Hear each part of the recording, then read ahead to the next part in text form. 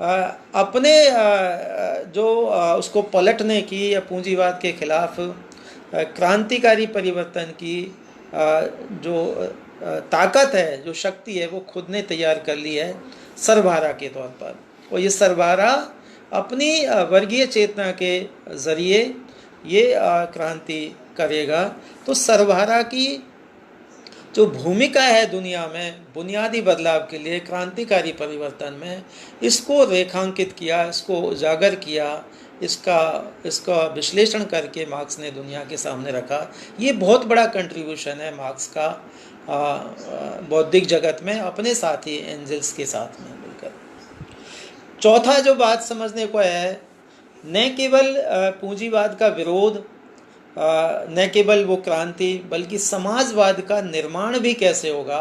और समाजवाद के निर्माण के लिए कार्ल मार्क्स ने एक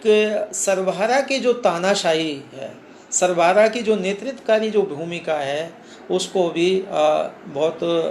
ठीक से उन्होंने साइंटिफिक तरीके से यहाँ पर रखा है। इसलिए वो कहते हैं कम्युनिस्ट मैनिफेस्टो में ही कि कम्युनिस्ट अपना जो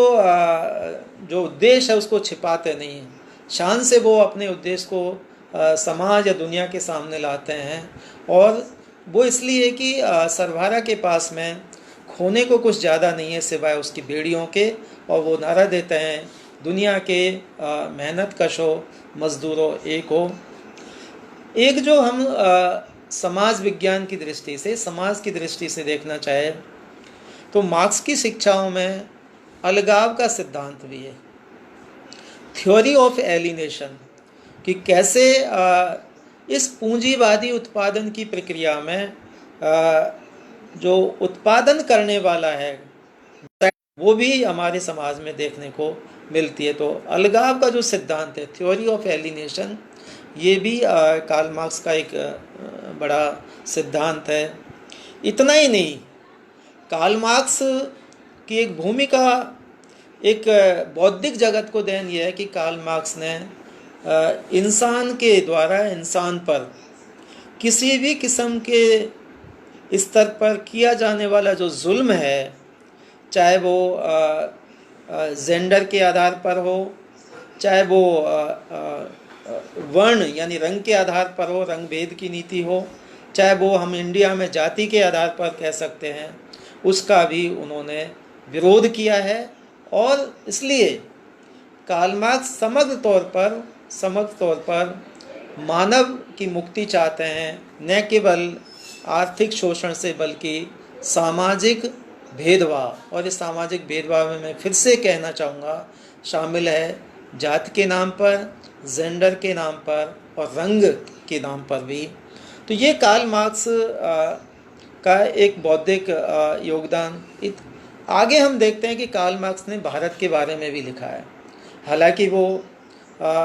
लंदन में रहे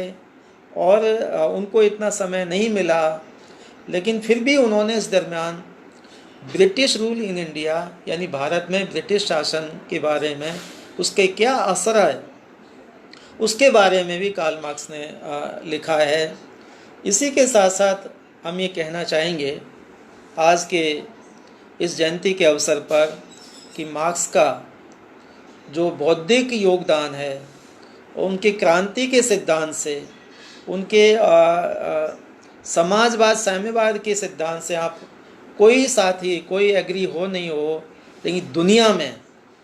मार्क्स इस बात के लिए कम से कम अपने आलोचकों के लिए भी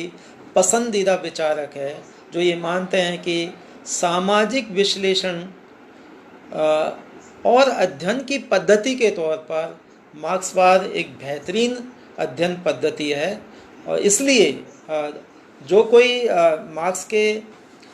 परिवर्तन वाले से जो पक्ष है, सर्वहारा वाला जो पक्ष है, उससे सहमत हो या नहीं हो, लेकिन एक मेथडोलॉजी के तौर पर, स्टडी की एक मेथडोलॉजी के तौर पर मार्क्सवाद बहुत ही महत्वपूर्ण योगदान है मार्क्सवाद का बौद्धिक जगत में। साथियों, मुझे खुशी है कि बहुत सारे साथी मेरे इस पोस्ट को लाइक कर रहे हैं। जब बात आती है आज के दौर की